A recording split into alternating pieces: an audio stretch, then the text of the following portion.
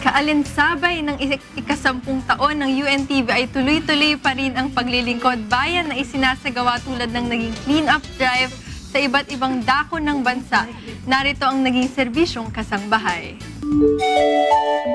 Isa sa mga suliraning kinakaharap ng ating bansa ngayon ay ang problema sa basura. Mga patapong bagay na hindi na napapakinabangan. Kung kaya't kadalasan, dahil sa walang mapagtapunan, ay nagkalat na lamang sa lansangan at pati na rin sa mga ilog at estero.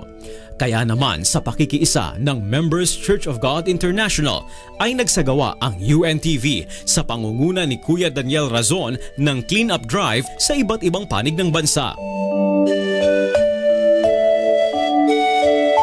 Sa Bacolod, katuwang ang Philippine National Police Bacolod Chapter ay magkatuwang na nilinis ng Members Church of God International ang munisipyo ng Bacolod City.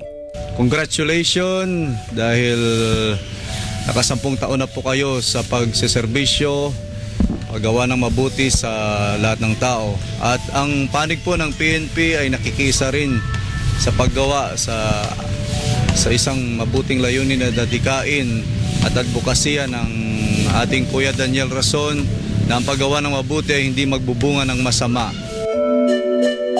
Sa Bataan, mga kabataang Bataenyo naman ang nagkaisa at nagtulong-tulong upang linisin ang buong kalsada ng Barangay Tugatog, Orani, Bataan. Bukod sa paglilinis ng mga estero at kalsada, ay namahagi rin ng libreng basurahan at iba pang mga kagamitang maaaring panlinis gaya ng walis, dustpan at iba pa.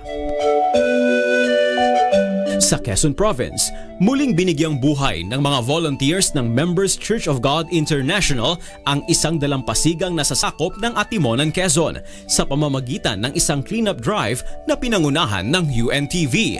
Mga nagkalat na mga basura na dala ng malakas na pag-alon ng dagat ang siyang pinagtuunan ng pansin upang maibalik ang dating ganda at linis ng karagatan. Ito po yung malaki pong aktibidades na ginawa dito sa ating barangay, sa aming barangay, sa buong barangay Ongos na pero bihira din pong mangyari sa ilang mga sektor ng mga pribadong sektor. At sa Binangonan, Rizal, dalawang grupo mula sa Members Church of God International ang nagtulong-tulong upang malinis ang dalawang bayan ng Rizal, ang Kalumpang at Binangonan.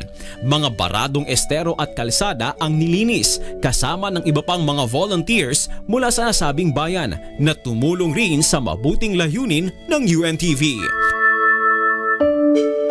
Ang mga nasabing cleanup drive ay kaalinsabay ng pagdiriwang ng ikasampung anibersaryo ng pagsasahimpapawid ng inyong public service channel, ang UNTV. Yan po ang ating naging serbisyong kasangbahay.